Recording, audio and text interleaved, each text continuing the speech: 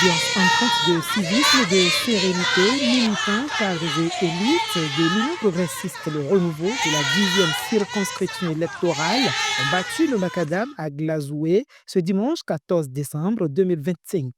Sous le leadership du député honorable Edmond Agoua, coordonnateur départemental colline du parti, cette marche pacifique a rassemblé les forces vives de Savet et Glazoué, déterminées à réaffirmer leur attachement aux idéaux de la démocratie et de la paix. Face aux militants, l'honorable Edmond Agoua a condamné sans détour la tentative de coup de force perpétrée le 7 décembre dernier contre le chef de l'État, le président Patrice Talon. Soucieux de préserver l'enracinement démocratique, il s'est proposé facilitateur pour appuyer ceux qui se réclament détenus ou exilés politiques, à condition qu'ils fassent preuve de sincérité et engagent une démarche de clémence auprès du premier magistrat ou de l'Assemblée nationale. Aux exilés et exilés supposés politiques, aux détenus et détenus supposés politiques, qui sont en conflit avec la justice de notre pays. Je voudrais les confier à engager au cas par cas d'intenses négociations ou faire des lobbying en vue d'obtenir un coup de grâce du premier magistrat de ce pays ou de la représentation nationale.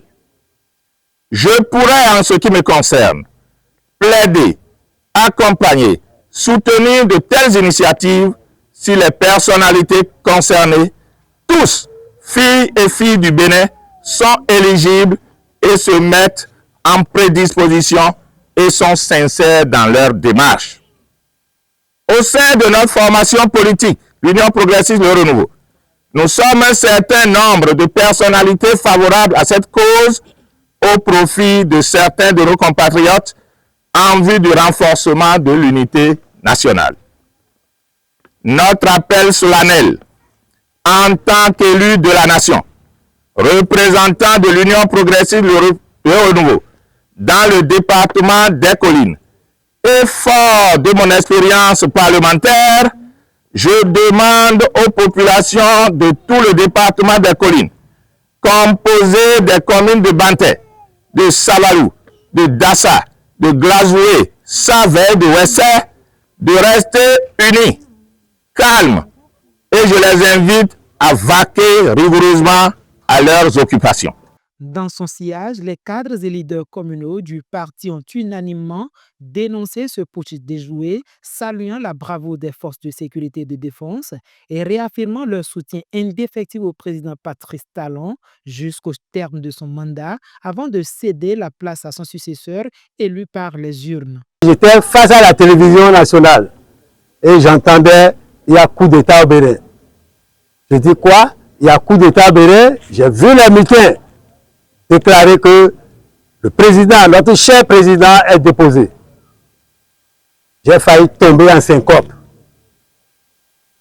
Quelques minutes après, je n'ai plus vu les images sur le RTB. Je me suis dit, il doit se passer quelque chose.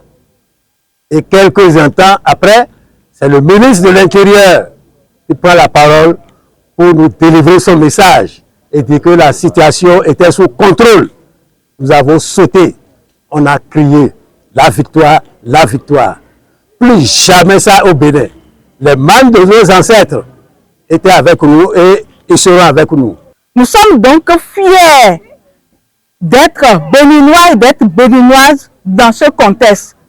Ça veut dire que nous n'avons rien à faire d'autre que de nous mobiliser. De nous mobiliser comme nous l'avons fait aujourd'hui pour soutenir le chef de l'État, pour également dire non au coup d'État. Nous sommes fiers de notre démocratie, nous sommes fiers du développement de notre pays et nous devons travailler pour que ce développement se poursuive dans la paix. Sans la paix, nous les femmes, nous ne sommes pas en paix.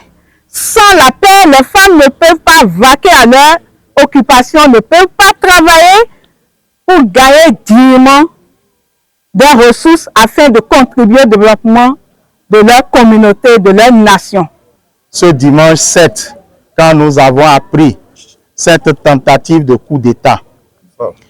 Et ça a animé en nous un sentiment d'indignation, de grande indignation. Je voudrais réitérer ici notre soutien, s'il en était encore besoin, au président Talon, notre soutien et notre engagement à poursuivre la marche du développement. Au détour de cette marche, comme ce fut le cas à Wesse-Ouagoudou, un vibrant hommage a été rendu aux victimes enregistrées lors de la tentative avortée. Une manière pour les militants de Savé et Glazoué de rappeler que la paix et la démocratie demeurent les piliers de l'avenir national.